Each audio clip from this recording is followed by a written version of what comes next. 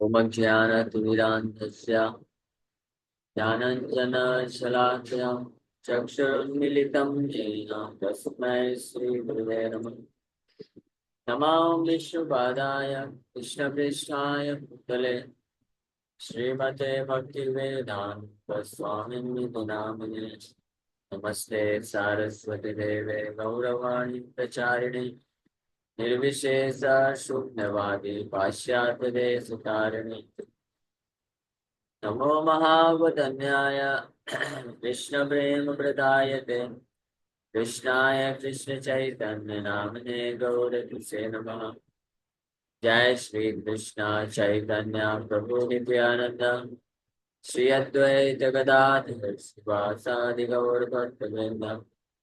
हरे कृष्णा कृष्णा कृष्णा हरे हरे, हरे राम राम राम हरे हरे। हरे कृष्ण। आप सभी भक्तों का हार्दिक स्वागत। आज को श्रीमद् भगवद गीता के सेशन में हम लोग चर्चा कर रहे हैं श्रीमद् भगवद गीता यथारूप। उसका श्लोक संख्या 27-28 को चर्चा किए। इस श्लोक में भगवान mechanical way of controlling the mind and senses, अष्टांग योगा, हठ योगा या ध्यान योगा को इंट्रोड्यूस करते हैं। अष्टांग योगा किस प्रकार से अष्टांग योगा को करके व्यक्ति आपको इच्छा, भय और क्रोध, विगत इच्छा भय क्रोध हो, यह सब मुक्त अवस्था है। इच्छा भय और क्रोध से विगत मुक्त हो सकता है और मुक्ति की अवस्था को प्राप्त कर सकता है, तब यह परमात्मा साक्षात्कार ये भगवान वर्णन कर रहे हैं। इसी को विस्तार से अगले अध्याय में वर्णन करने वाले। लेकिन अब ये अष्टांग योगा सिस्टम को भी करने के पश्चात जब कोई अपने इंद्रियों को, मन को पूर्ण रूप से संयमित कर सकता है, तो उसके पश्चात क्या रियलाइजेशन में पहुंचेगा, यह आशीष में वर्णन कर रहे हैं। भोक्ता राम यज्ञ तपसाम सर्वलोक महेश्वरम सूर्यदम भूतानां ज्ञात्वा मां शांति मृच्छति। A person in full consciousness of me, knowing me to be the ultimate beneficiary of all sacrifices and austerities, the supreme lord of all planets and demigods, and the benefactor and well-wisher of all living entities, attains peace from the pangs of material miseries. तो इस प्रकार से चाहे भक्ति योग को पालन करें, भक्ति योग को पालन करते हुए कॉन्शियसनेस, कृष्ण कॉन्शियसनेस को प्राप्त कर ले, जो कि ओरिजिनल कॉन्शियसनेस कृष्ण चेतन, या अष्टांग योगा सिस्टम को पालन करके भी फाइनली उसी रिजल्ट आता है। वो समझने के बाद जब कोई व्यक्ति इस स्थिति पे आ जाए, इसमें वो जान जाए कि भोक्ता राम यज्ञ तत्साम, जितने भी प्रकार के यज्ञ हैं, यज्ञ मतलब कर्म, कार्य या धर्म है, तपसाम जितनी भी प्रकार की तपस्या कोई व्यक्ति उठाता है किसी कार्य को, यज्ञ को, धर्म को या कर्म को करने के लिए, वो सब के मूल भोक्ता है, बेनिफिशियरी, जिसको वो रिजल्ट अर्पण होना चाहिए, वो भगवान को जाने, यहाँ वो भगवान है ये एक बात जान जाए। दूसरा, वो परम भगवान सर्वलोक महेश्वर है, सारे लोगों के महाईश्वर, सुप्रीम कंट्रोलर है। और तीसरी बात, सूर्यदम सर्वभूतानाम, सभी जीवात्माओं के एकमात्र सुप्रीम वेल विशिंग फ्रेंड, सूर्यदम द बेनिफैक्टर। सूर्यदम, रिदम का मतलब होता है हृदय, सूर्यदम का मतलब होता है सूर्य, सूर्य मतलब होता है जो हृदय के बहुत करीब, और किसके, सर्वभूतानाम, सभी जीवात्मा। इस ज्ञातवा, इस ज्ञान की अवस्था में जो पहुंचता है, वही वास्तव में हर प्रकार के भौतिक कलमश, हर प्रकार के भौतिक जो दुख है, शोक है, कष्ट है, उससे रिलीफ पा, उससे मुक्त हो, मुक्ति को प्राप्त कर सकते। सो ये रिजल्ट है, ये बोल सकते हैं डेस्टिनेशन है जिसको अचीव करना, जिसको प्राप्त करना होता है किसी भी योगी को। कोई भी योगी इस स्थिति तक पहुंचना चाहिए। न केवल योग, कोई किसी भी प्रकार का योगी, कर्म योगी हो, ज्ञान योगी हो या ध्यान योगी हो, तीनों प्रकार के योगी को अंततः इस रिजल्ट पे पहुंचना होता है। इस स्थिति पे पहुंचने के पश्चात ही वो वास्तव में शांति की अवस्था को प्राप्त कर सकता है। शांति की अवस्था वो होती है जब व्यक्ति मुक्त हो जाता है। ब्रह्मभूत, ब्रह्मभूत स्टेज को शांति की अवस्था बोलते हैं। ब्रह्मभूत प्रसन्नात्मा न सोचती न कांक्षति। एक बार एक भक्त ऐसे श्लोक पे बोलते हैं, न सोचती मतलब प्रभु जी उसमें सोचना बंद कर देता है क्या? हाँ। न सोचती, सोचती मतलब शोक नहीं करता है। सोचती मतलब होता है उसको दुख नहीं होता है, शोक नहीं होता है। अनाकांक्षति, ना ही कुछ आकांक्षा रहती, इच्छा रहती है उसको कुछ प्राप्त करने की। ब्रह्मभूत स्टेज उसको बोलते हैं, स्पिरिचुअल प्लेटफॉर्म इसको कहा जाता है, आध्यात्मिक स्थिति। इस आध्यात्मिक स्थिति पे अगर कोई व्यक्ति नहीं पहुंचता है, ब्रह्मभूत स्टेज, तो उसके द्वारा वास्तव में अगर किसी भी प्रकार के आध्यात्मिक मार्ग को अनुशीलन किया गया है तो वो मोरलेस यूजलेस कहलाता है। उसका कोई मतलब खास अर्थ नहीं। इस प्रकार से कोई विद्यार्थी है जिसने पढ़ाई की कॉलेज में या स्कूल में, पढ़ाई कर रहा है पूरा साल भर, जितना भी पठन पाठन, हाँ, जितना भी स्कूल अटेंडेंस, होमवर्क, असाइनमेंट, जो भी कुछ कार्य किया है, अगर अंतिम में एग्जाम में उत्तीर्ण हो गया, पास हो गया, तो वो सब उसका जो है बोलते हैं कि ठीक है, सही किया, लाभदायक, वर्थ वाइट। और अगर नहीं उत्तीर्ण हुआ, फेल हो गया, तो फिर क्या है, पूरा साल भर का इंडेवर जो है गया। और उसको फेल फेल हो गया मतलब यूजलेस एंडेवर हो गया, यानी उसने कुछ एंडेवर किया ही नहीं वास्तव में, ऐसा बोल सकते हैं दूसरे शब्दों में। किसी ने कॉलेज में पढ़ाई तो किया लेकिन डिग्री प्राप्त नहीं हुई, तो उसका एंडेवर फेल हो गया। या डिग्री प्राप्त हो गया लेकिन जॉब नहीं मिला, हाँ, तो भी उसका एंडेवर फेल हो गया, ऐसा समझ।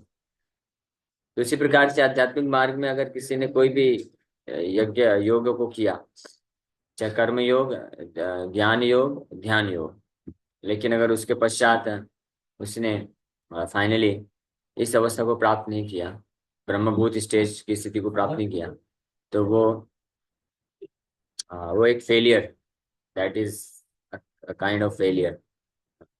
फिर से वापस से उसको लगना पड़ेगा। इस श्लोक में भगवान ये परिणाम बता रहे हैं, ध्यान योग करने का या ज्ञान योग या कर्म योग करने का। इस इस श्लोक को पीस फॉर्मूला के नाम से भी जाना जाता है, शांति प्राप्त करने का तरीका। शांति कैसे प्राप्त कर सकते हैं? इस संसार में हर कोई जो व्यक्ति है वो, उसका मन अशांत है।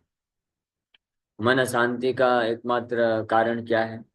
तो मन में बहुत सारी भौतिक इच्छाएं होती हैं। भौतिक इच्छाओं को तृप्त करने में व्यक्ति लगा रहता है, भौतिक इच्छाओं को तृप्त करना चाहता है, इसलिए मन अशांत रहता है। अगर किसी के हृदय में भौतिक इच्छाएं हैं लेकिन उन भौतिक इच्छाओं को तृप्त करने की वासना नहीं है, इच्छा नहीं है, तो ऐसा व्यक्ति भी शांति को बहुत आसानी से प्राप्त कर लेता है। इसको भगवान गीता के दूसरे अध्याय में भी बोलते हैं, न तू काम कामी, न तू काम कामी। अरे आया है, भगवद गीता 2.70, 70 या 69 ऐसे कुछ लोग, हाँ 70 है। आपूर्यमाणम अचला प्रतिष्ठम समुद्रमापा प्रविशन्ति यद्वत् तद्वत् कामायं प्रविशन्ति सर्वे स शान्तिमाप्नोति न काम कामी। काम और मटेरियल डिजायर्स, भौतिक इच्छाओं को नदी के समान तुलना किया गया है, और समुद्र है, चेतना समुद्र के समान है। तो ऐसे जो स्थित प्रज्ञा भक्त के लक्षण बता रहे हैं। स्थित प्रज्ञा व्यक्ति, whose intelligence is completely fixed up, किसका बुद्धि जो है, प्रज्ञा मतलब बुद्धि, ये स्थित है, फिक्स है, उसके क्या लक्षण है? तो वो इतना परिपूर्ण होता है आध्यात्मिक स्थिति में कि नदी के समान जैसे समुद्र है तो सैकड़ों सैकड़ों नदियां आकर के प्रवेश करते हैं। उसी प्रकार से ऐसे स्थित प्रज्ञा जो व्यक्ति होते हैं उनके भी हृदय में सैकड़ों सैकड़ों प्रकार की नदियों के समान इच्छाएं, भौतिक इच्छाएं तो प्रवेश कर सकते हैं। क्योंकि जब तक ये भौतिक शरीर है तो ये इंद्रियों का डिमांड रहेगा। इंद्रियां तो, हाँ, इनका तो स्वभाव है, इनको चाहिए। आंखों को अच्छा अच्छा देखने को चाहिए, जीवा को अच्छा अच्छा खाने के लिए चाहिए, कान को बहुत अच्छा अच्छा प्लीजिंग चीज सुनने के लिए चाहिए, है ना। त्वचा को अच्छा अच्छा स्पर्श करने को चाहिए, बातें भी अच्छी हाँ। अच्छी और बातें भी इस प्रकार से अच्छे से करने के लिए चाहिए, जीवा का इस्तेमाल करते हैं। नाक को अच्छा सुगंधित पदार्थ सूंघने को चाहिए, हाँ। अच्छा सूंघ रहे, हाँ ठीक है, महाप्रसाद सुन सकते हैं वहाँ का। इसलिए वे महाप्रसाद है, ये स्मेल किया जा सकता है। लेकिन अगर परफ्यूम स्मेल करेगा तो फिर बंधन में फंस जाएगा। तो ये तो इंद्रियों का है ना, that is requirement of senses. इसलिए ऐसा नहीं है कि जो स्थित प्रज्ञा हो गया या शुद्ध भक्त हो गया तो वो इंद्रिया विहीन हो जाएगा, सेंसलेस हो जाएगा। नो, सेंसलेस का मतलब तो नॉनसेंस हो गया। सेंसलेस या नॉनसेंस बोले तो बोल सकते हैं, those who think that to become liberated means to become senseless, so that idea is nonsense, nonsensical idea. If you become senseless, अगर हम सेंसलेस हो जाएंगे सो हम कैसे कृष्ण का सेवा करेंगे? How we can perceive, how we can utilize our senses in Krishna service? So जो भक्त होते हैं they do not want to become senseless, वो सेंसलेस नहीं बनना चाहते, वो सेंसफुल बनना चाहते हैं। Instead of becoming nonsense, they want to become senseful. There is no question of senselessness. But जो मायावादी होते हैं, ज्ञानी होते हैं, वो आर्टिफिशियली, कृत्रिम रूप से वो चाहते हैं कि we should become senseless, senseless बन जाओ। इसलिए ऐसे ऐसी धारणा को, ऐसे लोग को नॉनसेंस बोला जाता है। लेकिन ऐसा जरूरी नहीं, इट्स नॉट रिक्वायर्ड। ये शुद्ध भक्त भी होता है तो सेंसलेस कैसे हो? सेंसेस तो काम करते ही है ना। आंख से देखेगा ही, नाक से सूंघेगा, जिह्वा से बोलेगा, और टेस्ट करेगा, वाणी से बोलेगा, है ना, त्वचा से स्पर्श करेगा।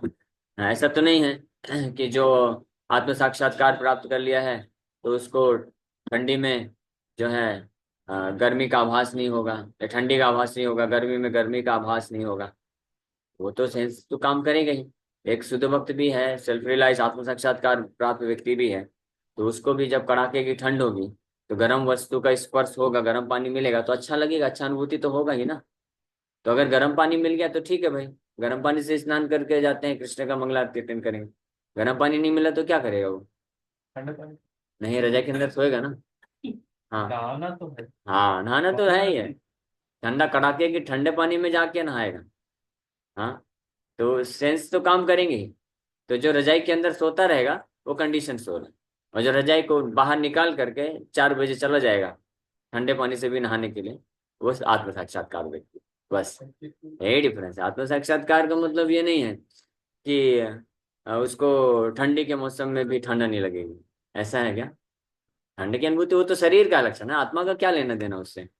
तो आत्म साक्षात्कार प्राप्त हुआ व्यक्ति ये भली भांति जानता है कि मैं शरीर नहीं हूं, मैं आत्मा। तो इसलिए शरीर के इंद्रियों के जो रिएक्शंस होते हैं या सेंसेस के द्वारा जो सेंस करता है, परसेप्शन होते हैं इस भौतिक संसार के, उससे वो प्रभावित नहीं होता है, ये बोल सकते। उससे वो, उसको प्रभाव नहीं पड़ता, उस पर डिपेंडेंट नहीं रहता है। अपनी जो आत्मा के स्तर के जो कार्य होते हैं उसको वो उन चीजों पे निर्भर होकर नहीं करता है। किन चीजों पे? हाँ, किन चीजों पे? सुनिए सुनिए, ध्यान से सुनिए।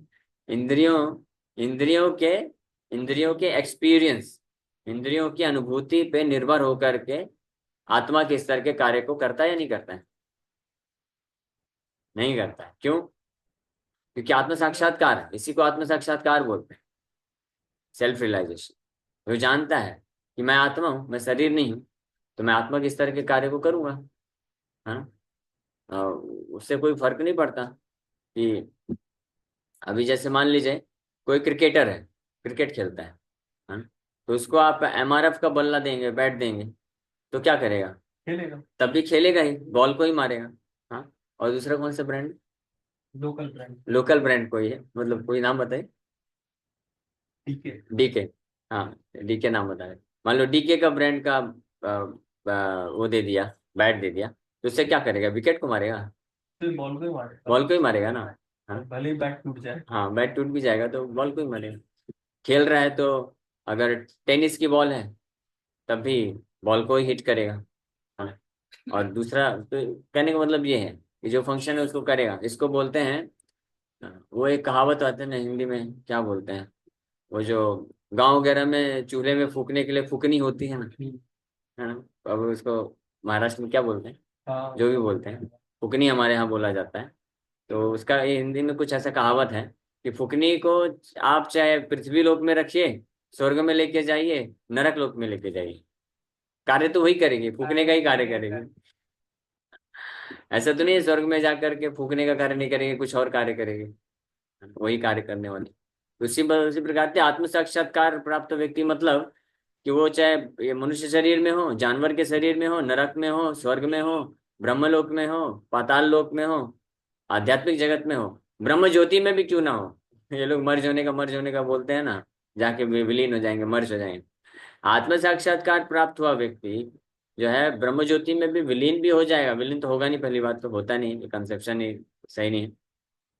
उधर विलीन भी हो जाएगा तो उधर भी जाके क्या कार्य करेगा?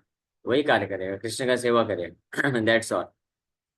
सो उसको बोलते हैं अ, आत्म सेल्फ रियलाइजेशन।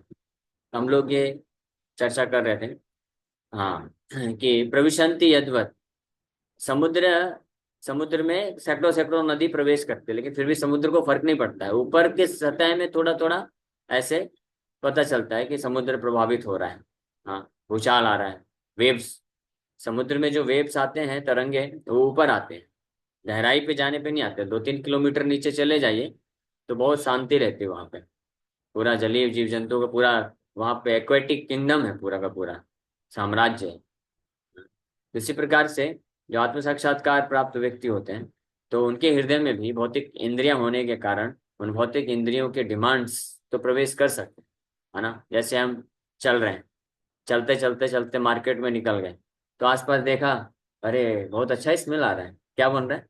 जूता। डोसा बन रहा है, डोसा बन रहा है, अच्छा स्मेल है। लेकिन नहीं नहीं नहीं, प्याज लहसुन है इसमें, ये भगवान को ऑफर नहीं है, ये भक्त नहीं बना रहा है। तो आत्म साक्षात्कार व्यक्ति क्या करेगा? हालांकि उसको भी स्मेल अच्छा लगेगा, लेकिन उसको तुरंत इग्नोर कर देगा, रिजेक्ट। है ना? और जो कंडीशन सोल्व होगा, तुरंत आएगा। नाक के पीछे पीछे जाते जाते जेब से पैसा निकालेगा, लो भाई, दे दो। 2-4 पैकेट दे दो। नहीं, फिर तो साथी जो बोलेगा, नहीं प्रभु जी बोले थे ना भगवान का प्रसाद ही खाना है, तो क्या टेंशन है भाई, प्रसाद अभी अर्पण अर्पण कर देते हैं, ये लो फोटो है राधा राजबेरी का, वहीं पे रखेगा, देखो भाई भगवान खा लो आप, ऐसे कर देगा। भक्त आदमी घर पे आके डोसा बनाएगा। भगवान को हाँ, ऑफर करेगा तब तो। समझ गया ना? तो ये अंतर है। उसी प्रकार से हर इंद्रियां, तो इंद्रियों के विषय वस्तु के प्रति आकर्षण होना, ये इंद्रियों का स्वभाव है, हमारा स्वभाव नहीं है। समझ पा रहे हैं? इसलिए ये भी गलतफहमी नहीं रखना चाहिए कि शुद्ध भक्त बन जाएं। शुद्ध भक्त का मतलब हो गया कि किसी भी प्रकार का आसक्ति नहीं, किसी प्रकार का आकर्षण नहीं। आकर्षण का स्वभाव तो इंद्रियों का है, लेकिन हम इंद्रियां हैं क्या? हम इंद्रियां नहीं, हम शरीर नहीं, और नहीं हम मन है। इसलिए जो आत्म साक्षात्कार व्यक्ति होता है, वो इस प्रकार के इंद्रियों का जो स्वाभाविक कार्य है, वो केवल उसी उसी कार्य को करते हैं, उसी कार्य में इंद्रियों को लगाते हैं, जिससे जिससे कृष्ण भक्ति में आगे बढ़ने के लिए सहायक हो। अन्यथा वो क्या कर देते हैं? इमीडिएटली त्याग देते हैं, they shut off all the activities. इसी को भगवान गीता में एक श्लोक में, कुर्मानि अंगीन अंगा, क्या है वो श्लोक, बताइए। हाँ, भगवान कुर्म का एग्जाम्पल देते हैं, कुर्मा नीव अंगानि शर्वशः। ये भी आत्म साक्षात्कार प्राप्त है भक्त के लक्षण बताए जा रहे हैं। भगवद गीता 2.58। ये जो है ना, 54 से दूसरे अध्याय के 54 नंबर श्लोक से 72 नंबर श्लोक तक बिल्कुल बारंबार इसको पढ़ लेना चाहिए और समझ लेना चाहिए, तो कभी कंफ्यूजन नहीं रहेगा। क्या करना, आत्म साक्षात्कार स्थित प्रज्ञ भक्त के क्या लक्षण होते हैं ये बताया गया है। और उसमें क्या कैसे सिम्टम होते हैं, हम अपने आप को टेस्ट भी कर सकते हैं कितने स्तर पे हम पहुंचे हैं, और इसका अर्थ क्या होता है ये भी समझ जाएंगे। भगवान बारंबार ये बोल रहे हैं, यदा समहरते चायम कूर्म अंगानि व सर्वसः इंद्रियाणि इंद्रियार्थेभ्य तस्य प्रज्ञा प्रतिष्ठिता।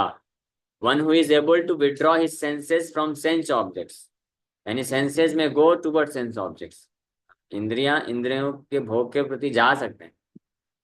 लेकिन जो आत्म साक्षात्कार स्थित प्रज्ञा भक्त होता है वो जानता है कि मैं इंद्रिय नहीं हूँ, मैं इंद्रियों का स्वामी हूँ, तो मुझे इंद्रियों को भगवान के सेवा में लगाना है। तो वहां से निकाल करके as the tortoise draws its limbs within the shell is firmly fixed in perfect consciousness, वो वास्तविक रूप में परफेक्ट कॉन्शियसनेस में फिक्स्ड अप। हाँ, 54 नंबर श्लोक में भी भगवान बोलते हैं, जब स्थित प्रज्ञ भक्त के लक्षण बताना चालू करते हैं। अर्जुन प्रश्न पूछे 54 में, 55 में सबसे पहली चीज भगवान यही बोलते हैं, स्थित प्रज्ञ तदोच्यते। स्थित प्रज्ञ किसको बोलते हैं? स्थित प्रज्ञा मतलब ट्रांसेंडेंटली सिचुएटेड, यानी आत्म साक्षात्कार सेल्फ रियलाइज सोल के क्या लक्षण है भगवान बताते हैं। प्रजहाति यदा कामान सर्वान पार्थ मनोगतान, मनोगतान मन में उत्पन्न होने वाले, यदा कामान जितने भी काम होते हैं, काम वासनाएं होते हैं, all lusty desire for sense gratification, वो क्या करता है भक्त? प्रजहाति, प्रकृष्ट रूपे न जहाति, उसको गिव अप कर देता है, इमीडिएटली त्याग देता है।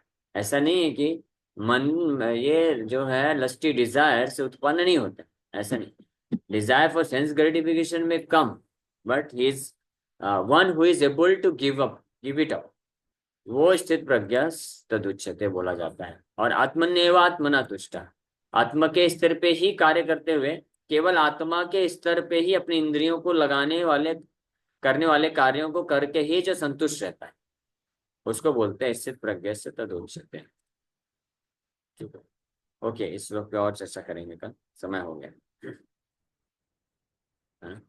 हरे कृष्णा हरे कृष्णा कृष्ण कृष्ण हरे राम हरे राम राम राम। यस, किसी वक्त का कोई प्रश्न है? हरे। स्थित प्रज्ञ व्यक्ति कैसे बोलता है, कैसे चलता है? हाँ, इसके आप श्लोक संख्या दूसरे अध्याय के 55 नंबर श्लोक से 72 नंबर श्लोक तक पढ़िए, उसमें इसका पूरा वर्णन है, कैसे चलता है, कैसे बोलता है, कैसे बैठता है, कैसे देखता है, ये सब वर्णन है। कुल मिला के सार रूप में अगर बोले हैं ये लगभग कितने श्लोक हैं? 12 15 16 मतलब 17। एक स्थित प्रज्ञ व्यक्ति मतलब होता कैसे है?